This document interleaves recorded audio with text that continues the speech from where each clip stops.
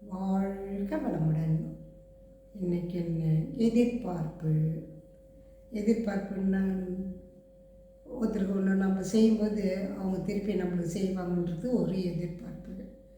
பிள்ளைங்க நம்ம பேச்சு கேட்கணுன்ற ஒரு எதிர்பார்ப்பு. கணவர் என் பேச்சை தான் கேட்கணுன்றது ஒரு எதிர்பார்ப்பு. அடுத்தது யார்? எனக்கு பிடிக்காத மாமியார் அப்படின்ற ஒரு கவலை.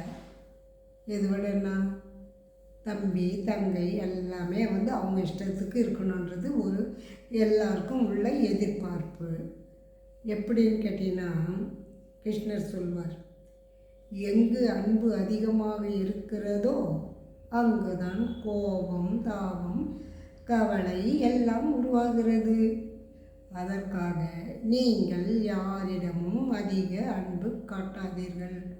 அன்பு காட்டவே தானே எதிர்பார்க்கிறீர்கள். அவர்கள் நமக்கு திரும்பியும் அன்பை கொடுப்பார்களா என்று எதிர்பார்க்கிறீர்கள். எதையும் எதிர்பாராமல் செய்யவும். தானம் செய்தாலும் எதிர்பார்க்கக்கூடாது. அன்பு கொடுத்தாலும் அவர்கள் நமக்கு அன்பு கொடுப்பார்கள் என்று எதிர்பார்க்கவும் கூடாது. நீங்கள் எதற்கு வந்தீர்களோ அதை கரெக்டாக செஞ்சுட்டு நாம் எங்கே போகணுமோ அங்கே மோட்சத்துக்கு போகிறதுக்கு என்னென்ன செய்யணுன்றதை மட்டும் பார்க்கணும். இப்போது ஒரு வீட்டில் எல்லோரும் இருக்காங்க, கும்பலாக இருக்காங்க. அம்மா எல்லாருக்கும் ஒரே மாதிரி தான் பாசம் காட்டுவாங்க. அதில் ஒருத்தர் என்ன பண்ணுவோம், ஏன்னா எல்லாம் ஒரே மாதிரியாக பிறகுறாங்க. ஒரு 4 பசங்க இருக்கிறாங்கன்னா 4 பேரும் ஒரே குணம் இருக்குமா? இருக்காது. இல்லை, ஒருத்தருக்கு ஒவ்வொரு குணம், ஒவ்வொரு இது இருக்கும். அது மாதிரி சொல்ல என்ன பண்ணுவாங்க, அவனுக்கு மட்டும் அதிகமாக செலவு பண்ணுறீங்க, எனக்கு பண்ணலையே அப்படின்னு சொல்லுவாங்க. ஆனால் அவன் படிப்பு அதுக்கேற்ற மாதிரி அவன் செஞ்சு தான் ஆகணும். இவன் படிகள்லாம் இவனுக்கு ஏற்ற மாதிரி செஞ்சு தான் ஆகணும். செய்தாலும் ஆனால் பசங்கன்னா எதிர்பார்க்குது, அவனுக்கு மட்டும் செஞ்சியே எனக்கு செய்யலையே அப்படின்ற ஒரு முதல் எதிர்பார்ப்பு. ரெண்டாவது, பெரியவனான சொத்தில் எதிர்பார்ப்பு. அப்போது மனுஷனாக பிறந்து இன்னும் மோட்சத்துக்கு போகிற வரைக்கும் எதிர்பார்ப்பு இதே தான் எதிர்பார்ப்பு. ஆஃபீஸில் வேலையா, மேனேஜர்னா சொல்லுவாரோ நம்ம நல்லா செய்யணும் அப்படின்னா எதிர்பார்ப்பாங்க. ஆனால் மேனேஜர் இவங்கள சட்டை பண்ண மாட்டார். அப்போ அந்த எதிர்பார்ப்பு உடஞ்சிடுதா? ஆனால் நீங்கள் உங்கள் கடமையை கரெக்டாக செஞ்சால் எதிர்பார்ப்பு தேவையில்லை.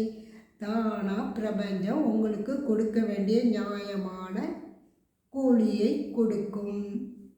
அதுக்கு தான் சொல்கிறது, பிள்ளைங்க ஏன் இப்படி பண்ண எக்ஸாமில் பாரு, நான் எவ்வளோ மார்க் வாங்கணும்னு நினச்சேன், பையன் எவ்வளோ தான் வாங்கிட்டான், இவன் எவ்வளோ சொன்னாலும் திருந்த மாட்டான்னு மற்றவங்க எதில் திட்டாதீங்க. அவனுக்கு பிரபஞ்சம் என்ன கொடுக்குதோ அதை கரெக்டாக கொடுத்துக்குது. அவனோட பிற்காலத்தில் என்ன வருவான்னு நீங்கள் டிசைட் பண்ண முடியுமா?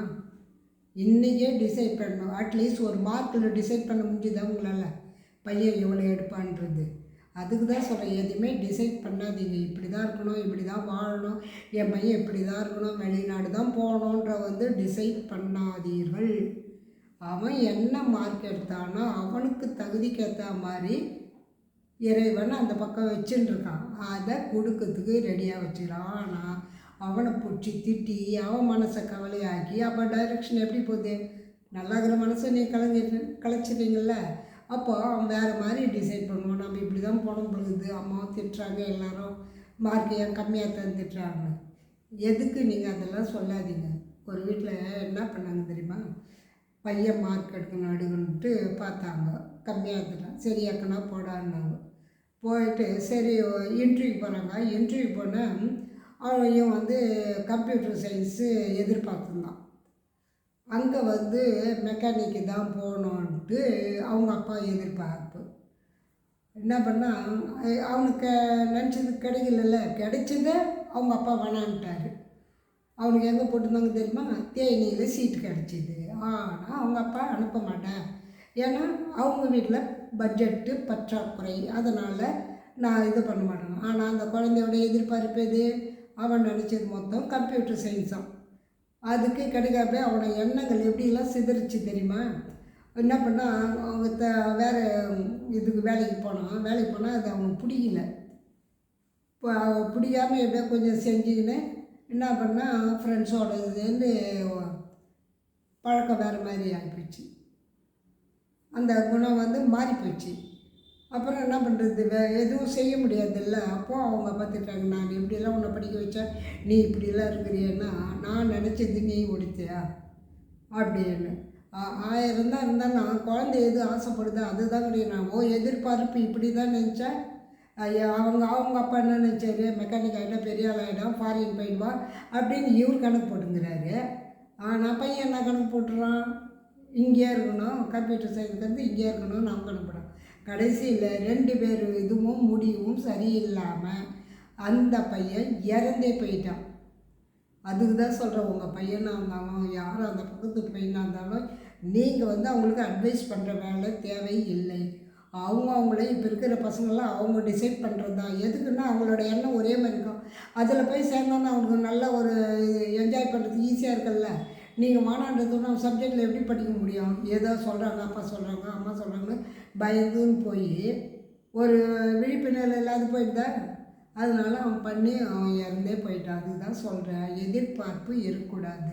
அதேமாதிரி நீங்கள் ஒருத்தர்கிட்ட அன்பு கொடுக்கும்போது பார்க்காதீங்க. யாருக்காவது ஒரு பொருள் கொடுத்தா அவங்க வந்து பின்னால் எனக்கு செய்வாங்கன்றதை எதிர்பார்க்காதீங்க. நீங்கள் முடிஞ்சால் கொடுங்க, கொடுத்துட்டு சொல்லி காட்டாதீர்கள். வாழ்க வளமுடன்.